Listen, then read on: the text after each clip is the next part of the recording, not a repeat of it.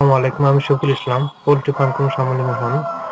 আজকের পর্বটি সবচেয়ে গুরুত্বপূর্ণ যে বিষয় একটা পোল্ট্রি ফার্ম ম্যানেজমেন্টের ক্ষেত্রে, সেই বিষয় নিয়ে সাজিয়েছি। তো আজকের যে বিষয়টি হলো আপনার লিটার ম্যানেজমেন্ট বা আপনার পোল্ট্রি ফার্মের সবচেয়ে গুরুত্বপূর্ণ যে এলিমেন্টটি বা যে উপাদানটি আপনার দরকার হয় সেটি হলো লিটার। তো আপনারা অবশ্যই জানেন যে এই লিটারটা আপনার অনেকে অনেক এলিমেন্টে ব্যবহার করে, অনেকে অনেক প্রোডাক্ট দিয়ে ব্যবহার করে এবং আমরা জানি বাংলাদেশের প্রেক্ষাপটে অনেক জায়গায় গাছের গুঁড়ি দিয়ে লিটার হিসেবে ব্যবহার করে এবং অনেক জায়গায় ম্যাক্সিমাম জায়গায় সারা বাংলাদেশের ম্যাক্সিমাম জায়গায় যেটা ব্যবহার করা হয় সেটা হলো তুষ বা ধানের তুষ যেটাকে আমরা বলি। এই ধানের তুষটা আসলে সবচেয়ে প্রিফারেবল হিসেবে আমি রিকমেন্ড করি, এই কারণে হাইলি রিকমেন্ড করি, কারণ তুষটা সহজলভ্য এবং সব জায়গায় পাওয়া যায় এবং বাংলাদেশে এটা সবচেয়ে অ্যাভেলেবল। তো আমি যে বিষয়টি দেখাচ্ছি এখানে, তো আপনারা দেখে অবশ্যই উপকৃত হবেন, সেটা হলো যে এই লিটার ম্যানেজমেন্টটা আসলে কিভাবে করতে হয় এবং সবচেয়ে ইম্পর্টেন্ট সবচেয়ে গুরুত্বপূর্ণ বিষয়টি হলো এই লিটার ম্যানেজমেন্ট। এই লিটারটা কিভাবে ম্যানেজমেন্ট করবেন সেই বিষয়টা আমি এখন বর্ণনা দিচ্ছি। তো এখানে যে ভিডিওটি দেখতে পাচ্ছেন যে লিটার, এখানে দুইজন ব্যক্তি লিটারটাকে আপনার ম্যানেজমেন্ট করছে কিভাবে। তো এখানে যে বিষয়টি দেখাচ্ছে, এখানে লিটার আপনারা যেখান থেকে মিল থেকে নিয়ে আসবেন অবশ্যই একটি অটো রাইস মিল এবং নতুন লিটার নিয়ে আসবেন। খেয়াল করবেন অনেক মিলে দেখবেন যে অনেক পুরাতন লিটার ওরা জমা করে রাখে, সেই লিটারে অনেক প্রবলেম থাকে, কারণ হলো জমা করা লিটারে অনেক সময় দেখা যাচ্ছে যে ফাঙ্গাস ধরে যায় এবং ভেতরে অনেক প্রকারের মাইক্রো অর্গান গ্রো করে এবং আপনারা চেষ্টা করবেন এই ধরনের লিটার অ্যাভয়েড করার জন্য এবং আপনারা যে মিল থেকে নিয়ে আসবেন সেই মিলের পরিবেশ দেখে এবং লিটারটা ভালোভাবে আপনার ধানের তুষটা ভালোভাবে চেক করে নিয়ে আসবেন। তো এখানে দেখতে পাচ্ছেন দুজন ব্যক্তি। আচ্ছা, তার আগে আমি বলবো যে লিটারটা যখন আপনি মিল থেকে নিয়ে আসলেন অবশ্যই গেটে আপনি স্প্রে করে লিটারের বস্তা স্প্রে করে আপনি ফার্মের ভেতরে ঢুকাবেন বা প্রবেশ করাবেন এবং ফার্মের ভেতরে প্রবেশ করার পরে আপনার সর্বপ্রথম কাজ হবে লিটারটাকে প্রসেস করা এবং সেই প্রসেসটা এখানে দেখাচ্ছে দুইজন ব্যক্তি আমাদের ফার্মে লিটারটা প্রসেস করাচ্ছে, আমি নিজে ভিডিও উপস্থিত থেকে দাঁড়িয়ে থেকে।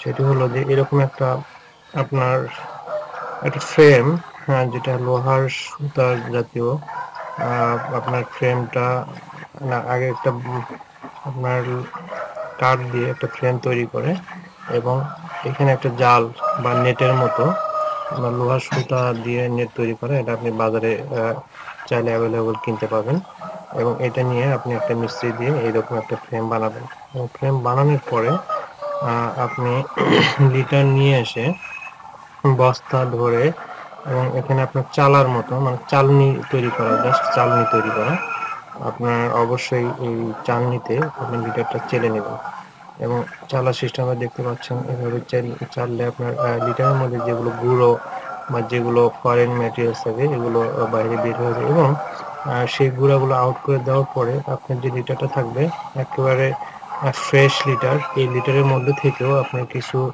যদি পোকামাকড় বা কোনো প্রকার পাতা, কোনো প্রকারের পাথর বা অন্য কোনো যে কোনো ম্যাটেরিয়ালস থাকলে সেগুলো বেছে আপনাকে অবশ্যই ফেলে দিতে হবে। তো আপনি যেটা করবেন, এই লিটারটা যখন পিউরিফাই হবে বা লিটারটা চালার পরে যেটা করবেন সেটা অবশ্যই ভালোভাবে স্প্রে করে নেবেন ডিসইনফেকশন দিয়ে। তো আমরা যেটা করি সেটা হলো যে অনেক সময় তুঁত বা যেটা কপার সালফেট বলি আমরা, যেটা আপনার তুঁত দিয়ে আপনার অবশ্যই ভালোভাবে লিটারটাকে স্প্রে করতে হবে, অথবা যেটা আমরা অ্যাভেলেবল যেটা পাই সেটা হলো ডিসইনফেক্টেন্ট হিসেবে টিমচেন অথবা ভিরোসিড অথবা ভিরকনেস বা TH4 এই জাতীয় মেডিসিন দিয়ে আপনার পুরো লিটারটা ভালোভাবে স্প্রে করে নেবেন। এখানে যে ভিডিওতে দেখতে পাচ্ছেন যে এক ছেলে বা এক অ্যাটেন্ডেন্ট লিটারটা একটা বস্তা লিটার আপনার চালার পরে ভালোভাবে তুষটা নাড়া দিয়ে এবং স্প্রে করে দিচ্ছে, যাতে তুষের ভিতরে যদি কোনো জীবাণু থাকে সেটা অবশ্যই আপনার কিল হয়ে যাবে। তো এখানে যেটা আসলে স্প্রেতে যে মেডিসিন ইউজ করা হচ্ছে টিনসেন মেডিসিনটার নাম, তো 3 সেন আমরা ইউজ করি 1 লিটার পানিতে 2 ml হিসেবে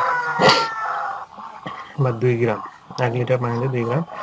এবং অন্যান্য যে মেডিসিন আছে যেমন বিওসিন, ভিকোনেস বা TH4 এই জাতীয় মেডিসিন হলে 1 লিটার পানিতে 5 ml হিসেবে দিয়ে ডোজ তৈরি করে এবং এই আপনার লিটারটাকে ভালোভাবে স্প্রে করে নেবেন। এবং এখানে আপনারা আরো ব্যবহার করতে পারেন, বড় স্প্রে মেশিন দিয়েও আপনি স্প্রে করতে পারেন। তো আমার যেটা সাজেশন থাকবে, অবশ্যই আপনার যে তুষের যে বিষয়টা আমি 1 নম্বরে রাখবো। এই তুষের কারণেই অনেক ফার্ম ধ্বংস হয়ে যেতে পারে। তুষ যদি আপনি ভালোভাবে ম্যানেজমেন্ট না করতে পারেন, তুষ যদি সঠিকভাবে চেঞ্জ না করতে পারেন, এবং তুষ যেহেতু আপনার ফার্মের বিছানা, মুরগির বিছানা হিসেবে ব্যবহার হয়, তো অবশ্যই আপনি এটা খেয়াল করবেন যে আপনার বিছানা যদি শীতকালে বা যখনই হোক আপনার বিছানা যদি ভিজা থাকে বা তুষ যদি ভালো না, বিছানা যদি ভালো না থাকে, সেক্ষেত্রে আপনি আপনার দেহে অবশ্যই রোগ আক্রমণ হবে।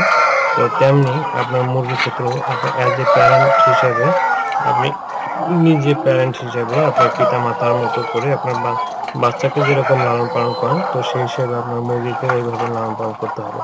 তো এখানে আসলে মুরগির বেডিং বেডিং ম্যাটেরিয়ালস হিসেবে অবশ্যই তুষ ব্যবহার করা হয় এবং এই তুষটা সবসময় ভালোভাবে স্প্রে করে ভালোভাবে পরিষ্কার করে আপনার আপনার মুরগির শেডের ভেতরে দিবেন।